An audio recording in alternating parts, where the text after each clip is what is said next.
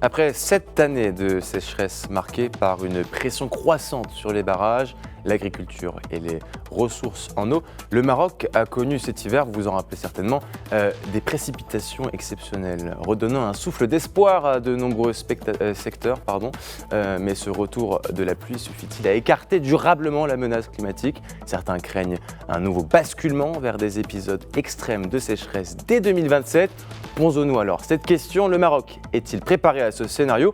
Pour en parler, nous recevons Myriam Alouari, chef du Centre national du climat à la Direction générale de la météorologie. Bonjour. Bonjour, merci pour l'invitation. Avec plaisir. Alors, j'ai une première question qui peut paraître assez simple. Certains scientifiques parlent de El Niño. C'est quoi un El Niño? Bon, El Niño est un phénomène climatique naturel lié à un réchauffement anormal des eaux de surface du Pacifique équatorial. Donc, le terme El Niño, qui signifie l'enfant, en espagnol, était utilisé par des pêcheurs péruviens pour désigner un courant chaud apparaissant autour de Noël. Donc, normalement, l'océan et l'atmosphère fonctionnent ensemble. Donc, les eaux chaudes alimentent les échanges de chaleur et d'humidité avec l'atmosphère, ce qui influence les vents et les pluies tropicales. Et c'est quoi la différence avec un El Niño? Un super El Niño, c'est quoi la différence? Un super El Niño. Donc, exactement. Donc, lorsqu'un épisode El Niño, ce réchauffement devient plus important que la normale et perturbe la circulation atmosphérique à grande échelle. Et aujourd'hui, on parle beaucoup d'un possible super El Niño parce que certains modèles climatiques publiés en avril projettent un réchauffement du Pacifique pouvant atteindre ou dépasser localement les plus de degrés Celsius d'ici la fin de 2026. Et ce terme super n'est pas un terme scientifique officiel, mais il est utilisé pour qualifier les événements majeurs comme ceux déjà marqués, observés pendant les années de 1997, 1998, 2015 et 2016. Donc, mais il faut préciser qu'à ce stade, il s'agit encore d'une projection des modèles et non d'un événement confirmé. Alors, vous parliez justement, vous aviez dit mot pour mot un événement majeur. Alors, pourquoi est-ce qu'on parle aujourd'hui d'un événement qui va potentiellement être historique? Non, parce que, effectivement, comme je viens de dire, donc, les modèles climatiques projettent un réchauffement du Pacifique qui dépasse les 2 degrés. Donc, les 2 degrés Celsius qui ont été observés uniquement depuis les observations satellitaires, donc pendant trois saisons, 1983 et 1997, 98 et 2015-2016. C'est pour ça qu'on parle d'un événement historique. Et puis, ça reste sont des centres climatiques internationaux qui observent effectivement un signal de transition vers El Niño durant 2026 avec cette intensité qui pourra dépasser les 2 degrés. Voilà, c'est pour ça qu'on parle de super El Niño probablement pour la fin de 2026.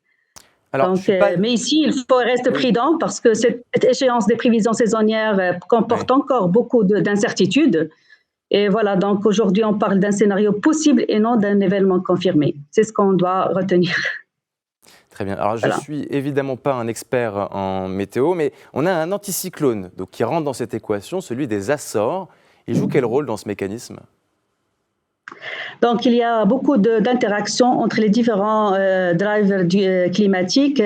Parmi ces drivers, il y a l'ENSO, c'est ce qu'on parle maintenant à El Niño, mais aussi il y a d'autres phénomènes qui influencent effectivement le climat du Maroc et bien évidemment la pluviométrie. Voilà, le climat mondial est interconnecté. Il y a aussi l'influence de l'anticyclone des Açores qui a une influence importante par rapport à la pluviométrie au Maroc. Donc, le climat mondial est interconnecté et voilà, donc il y a aussi au Maroc, à la DGM, on a fait beaucoup d'études scientifiques qui ont été menées sur l'influence de El Niño et d'autres drivers climatiques. Et parmi les mécanismes les plus importants pour le Maroc, on retrouve notamment l'oscillation nord-atlantique qui joue un rôle majeur dans nos régimes de pluie hivernaux. Donc voilà, donc les résultats montrent que le Maroc subit une influence combinée et complexe de plusieurs facteurs climatiques, régionaux et globaux, et non d'un seul phénomène comme El Niño ou bien voilà. Donc Alors, qu'est-ce que ça veut dire à la concrètement DGM dit Qu'est-ce que ça veut dire oui. concrètement, plus ou moins de pluie pour le Maroc au final? Pardon, je pose des questions peut-être un peu bêtes. Comment? Ça veut dire plus ou moins de pluie pour le Maroc?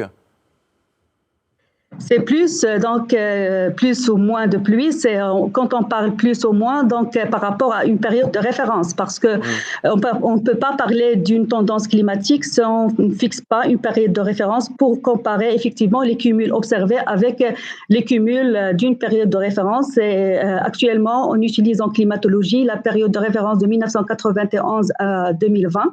C'est les 30 dernières années. Donc, quand on dit on a plus de pluie au Maroc, donc on a une anomalie, donc un rapport par rapport à un rapport du cumul pluviométrique par rapport à cette période de référence qui dépasse les 100%. Voilà, donc plus que positifs. Ce sont des rapports qui sont plus positifs au lieu de des rapports qui sont négatifs. Voilà.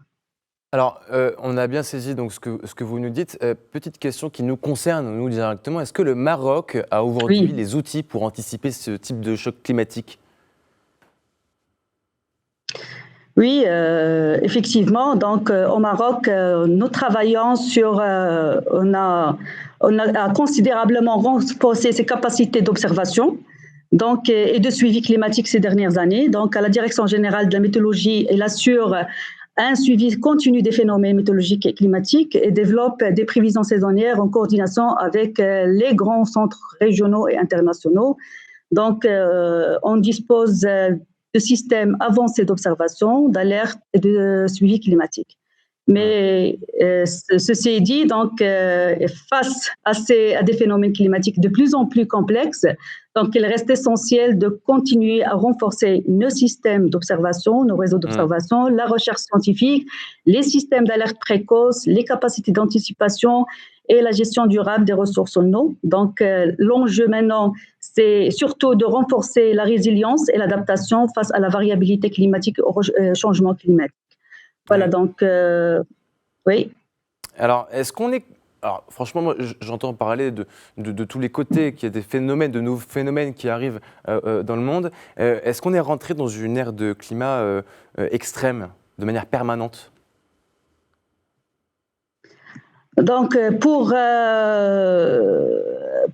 bon, le climat marocain est naturellement marqué par une forte variabilité d'une année à l'autre. Donc, une saison relativement humide peut donc être suivie d'une saison sèche, mais il serait scientifiquement incorrect de relier automatiquement une éventuelle sécheresse à un seul phénomène ou bien de prendre ça comme une tendance structurelle. Donc, d'ailleurs, voilà, donc